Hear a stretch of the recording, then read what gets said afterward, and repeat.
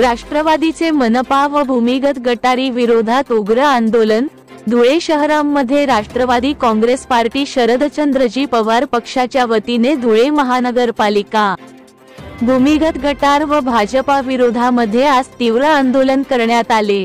धुळे शहरामध्ये मोठ्या गाजावाजा करून भाजपाने भूमिगत गटारीचे काम सुरू केले, परंतु सदर गटारीच्या कामामुळे संपूर्ण शहरातील रस्ते खराब झाले।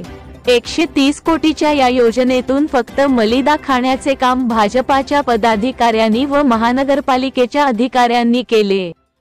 5 वर्षापासून भूमिगत गटारीचे काम सुरू आहे, पण कोणतीही कामाची प्रगती झालेले नाही। एक थेंब सुद्धा पाण्याचा निचरा भूमिगत गटारीमध्ये झालेला नाही। संपूर्ण योजना ही फेलच झालेली आहे।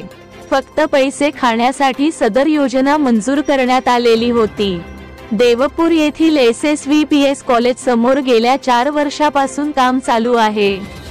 4 वर्षांमध्ये फक्त 15 फूट काम पूर्ण केलेले आहे। सदर कामामुळे 4 वर्षापासून रस्ता बंद करण्यात आलेला आहे। बंद रस्त्यामुळे ट्रॅफिक होऊन अपघाताचे प्रमाण वाढलेले आहे।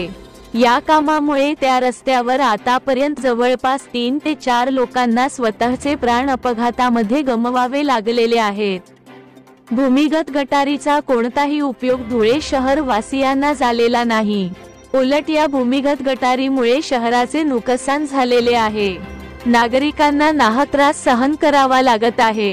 या सर्व गोष्टींचा विचार करून धुळे शहर राष्ट्रवादी काँग्रेस शरदचंद्रजी पवार पक्षाच्या वतीने आज तीव्र स्वरूपाचा आंदोलन शहर जिल्हाध्यक्ष रणजित राजे भोसले यांच्या नेतृत्वाखाली करण्यात आले। यावेळेस कार्यकर्त्यांनी धुळे महानगरपालिका, महाराष्ट्र जीवन प्राधिकरण व भाजपाच्या विरोधामध्ये घोषणाबाजी केली। कार्यकर्त्यांनी JCBवर चढून निषेध व्यक्त केला। तसेच गेल्या 4 वर्षापासून असणाऱ्या खड्ड्यांमध्ये भाजपचा झेंडा पुरून भाजपला खड्ड्यात गाडण्याचे आवाहन नागरिकांना करण्यात आले। 5 वर्षापासून धुळे महानगरपालिका आणि भाजपाने भूमिगत गटारीच्या नावाने धुळे शहर वासिंचा छळ सुरू केलेला आहे। 5 वर्षापासून काम चालू आहे, पण कुठलाही फायदा या भूमिगत गटारीचा धुळेकर जनतेला झालेला नाही।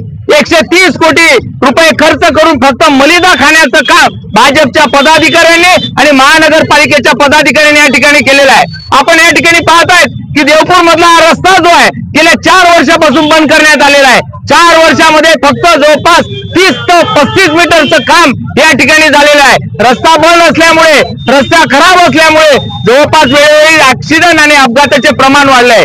या भागामध्ये वर्षभरात जवळपास 4 नागरिकांना आपला जीव गमावा लागला आहे। याला फक्त भाजपा आणि मनपा प्रशासन जबाबदार आहे। म्हणून आज राष्ट्रवादी काँग्रेस पक्षाच्या वतीने आम्ही तीव्र स्वरूपाचं या ठिकाणी आंदोलन केले आहे की जर लवकरात लवकर हे काम पूर्ण केलं नाही तर भाजपच्या पदाधिकारी आणि महानगरपालिकेच्या पदाधिकाऱ्यांच्या घरासमोर आम्ही या ठिकाणी आंदोलन करणार आहोत।